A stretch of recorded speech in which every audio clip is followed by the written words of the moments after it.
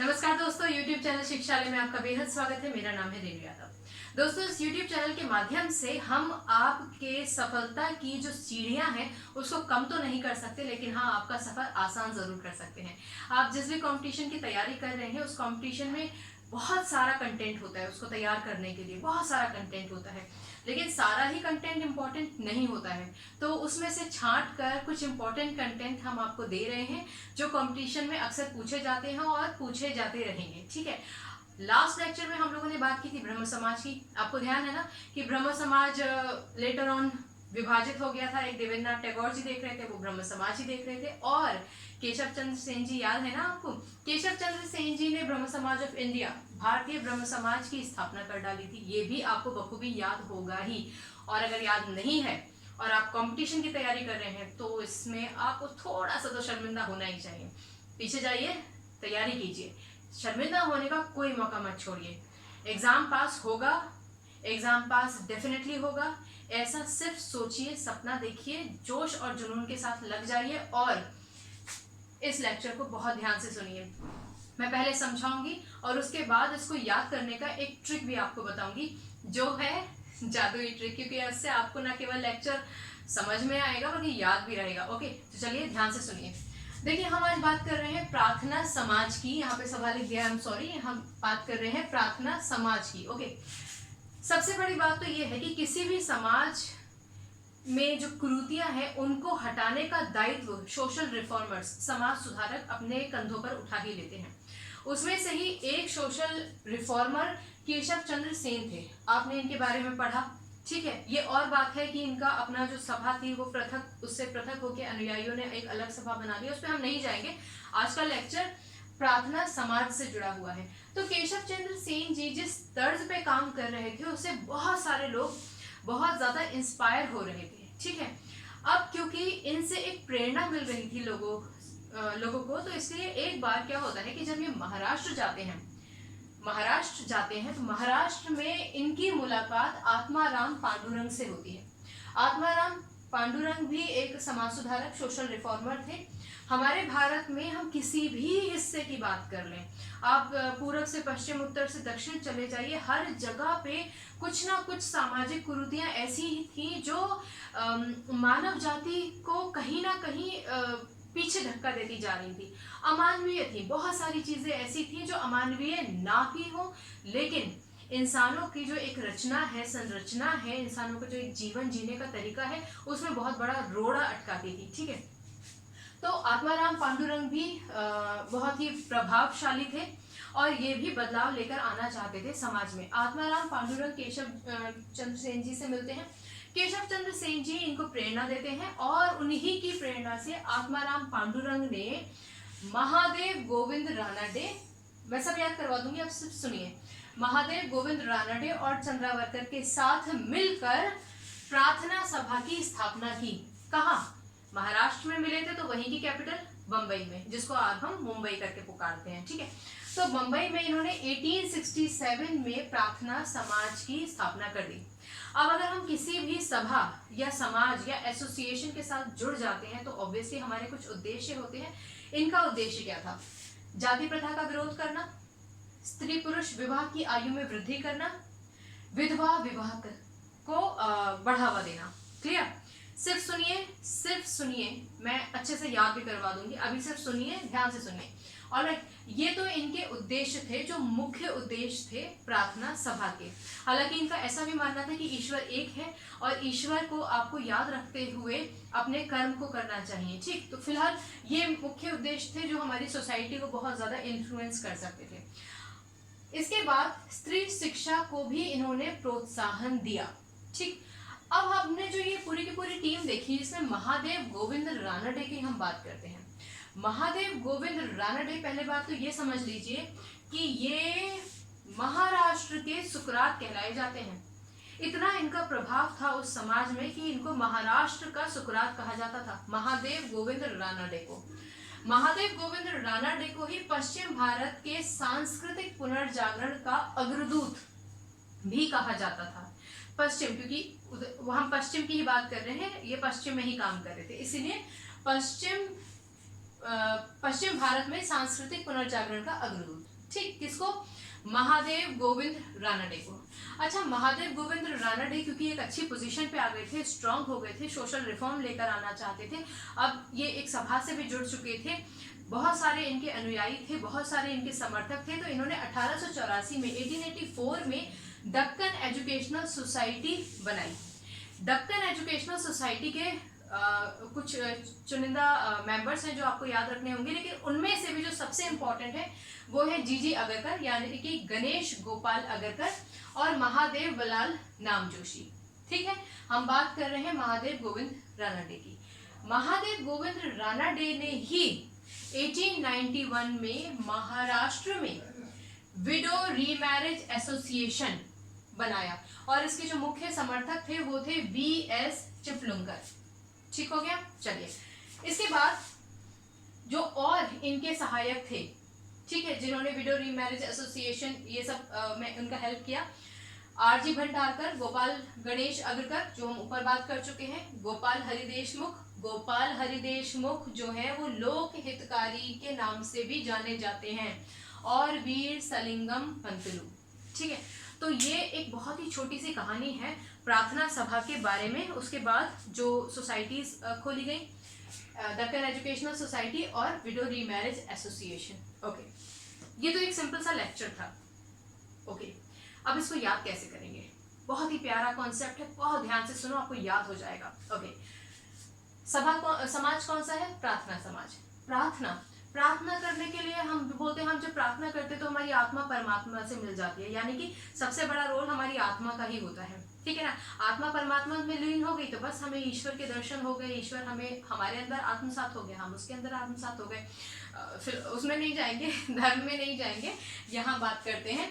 तो प्रार्थना आत्मा से होती है, आत्मा, और आत्मा हमेशा राम का नाम लेती है। तो आत्मा राम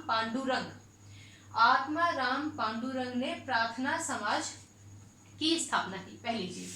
अब आत्मा राम पांडुरंग, तो आप राम का नाम लेते हैं और किसका नाम लेते हैं? महादेव का नाम लेते हैं।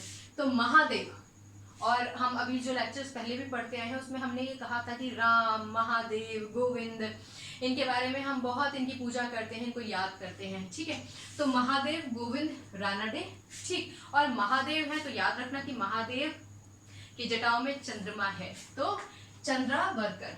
क्लियर हो गया। प्रार्थना आत्मा से करते हैं, श्री राम का नाम पुकारते हैं, राम का तो जब महादेव भी करते हैं, तो महादेव गोविंद रानडे, और महादेव की जटाओं में चंद्रमा होता है तो चंद्रावरकर।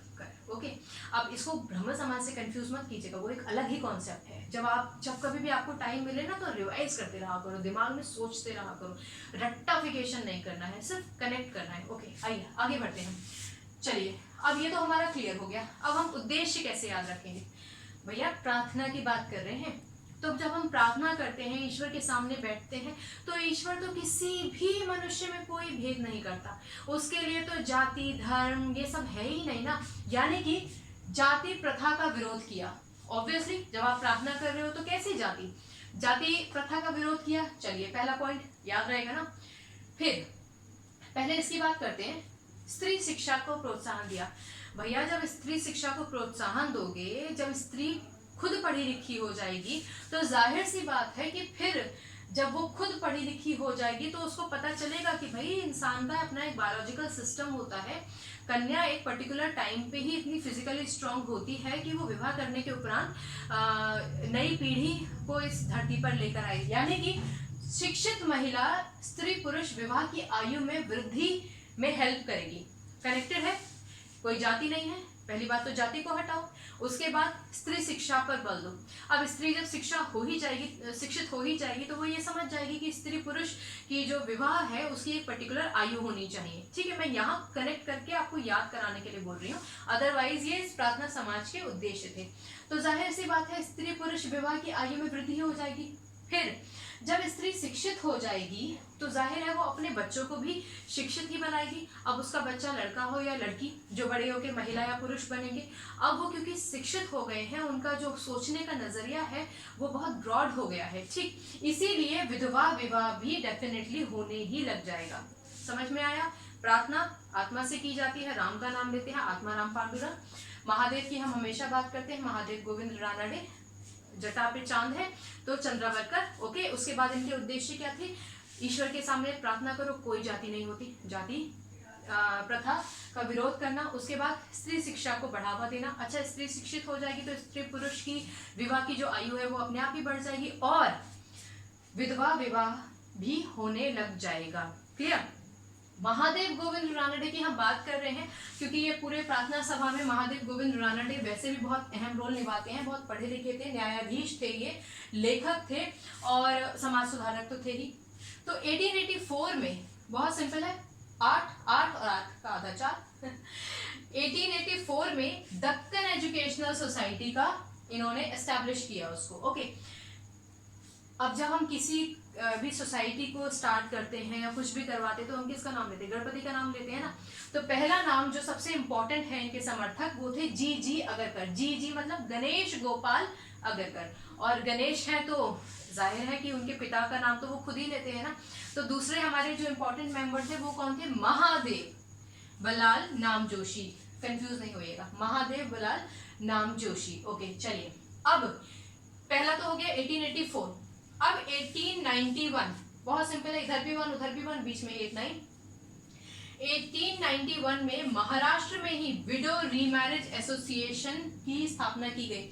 विडो रीमैरिज एसोसिएशन में ना आप समझ गए होंगे कि भाई महिलाएं जो विधवा हो गई हैं उनको अपनी पूरी जिंदगी शोक में बिताने के लिए मजबूर क्यों किया जाए? उनकी शादी करवाइए ताकि वो अपनी जिंदगी को अच्छे से जिए, और हो सकता है उनकी सोच बहुत अच्छी हो तो वो समाज को बहुत कुछ दे भी पाएंगी, और ना भी दे पाए तो अपने परिवार को अच्छे से रखेंगी ना। और मोरोवर उनका मानवता के तौर पर उनका हक बनता है कि वो अपनी जिंदगी खुश होकर जिए, ना कि एक शोक में जो किसी भी वजह से उसकी जिंदगी में आया उस शोक की वजह से वो अपनी पूरी जिंदगी दुखी होकर निकाले। ठीक है, तो इन्होंने विधवा विधवा मतलब विडो रीमैरिज एसोसिएशन बनाया। ओके, याद रखिएगा, महादेव गोविंद रानडे को महाराष्ट्र का सुकरात और पश्चिम भारत, क्योंकि पश्चिम भारत में काम कर रहे थे, पश्चिम भारत के सांस्कृतिक पुनर्जागरण का अग्रदूत। सांस्कृतिक पुनर्जागरण क्यों? क्योंकि भैया जाति प्रथा खत्म करोगे। अब तो लोगों ने, हमारी संस्कृति में नहीं था पर लोगों ने तो ठप्पा लगा दिया ना कि भाई ये संस्कृति है नहीं, ये तो इस जाति का, वो तो उस जाति का, विधवा को तो विवाह ही नहीं करना, उसको तो शिक्षा ही नहीं मिलनी। तो इसीलिए क्योंकि इन्होंने बताया कि नहीं जी ये हमारी संस्कृति नहीं है, ये अमानवीय कृत्य ना करें, इसीलिए इनको, क्योंकि इन्होंने बहुत रिफॉर्म्स लेकर आए तो सांस्कृतिक पुनर्जागरण का अग्रदूत। ओके, और इनके जो हमारे इम्पोर्टेंट समर्थक थे R.G. भंडारकर। आप याद रखिएगा, जब आप देख रहे हो ना दक्कन एजुकेशन सोसाइटी और विडो रीमैरिज एसोसिएशन की बात कर रहे हो, तो क्योंकि इनकी ओपनिंग की गई, इनको एस्टैब्लिश किया गया। जब आप एस्टैब्लिश करते हैं तो ये तो हमने डिस्कस कर लिया, गणेश गोपाल जी का नाम लेंगे, महादेव का नाम लेंगे। ओके, महादेव बलाल नाम जोशी। फिर उसके बाद क्या करते हैं, हम भंडारा भी रख देते हैं ना कि भाई जी प्रसाद है ईश्वर का, सब खाइए, मगन हो जाइए और आशीर्वाद दीजिए। R.G. भंडारकर, ठीक है। गोपाल गणेश अग्रकर हम पहले ही बात कर चुके हैं, और गोपाल हरि देशमुख, याद रखिएगा, गोपाल हरि का नाम देशमुख। इनको लोक हितवादी भी कहते थे, लोगों के हित करने वाले। ठीक है, तो हरि है और साथ में देश भी लिखा हुआ है। ठीक है, तो हरि है तो देश, और देश में कौन होते हैं? लोक। ठीक है, जिसको हम बोलते हैं लोक। तो लोक, इस लोक, ठीक है ना, लोक के, इस लोक के, तो लोक हितवादी। ओके, कौन? गोपाल हरि देशमुख। याद रखोगे ना, गोपाल तो गोपाल है ही अपने, हरि ईश्वर का नाम, देश मतलब कि देश, हमारा देश। ठीक, और उसमें जितने भी लोग रह रहे हैं उनका हित करने वाले, तो लोक हितवादी।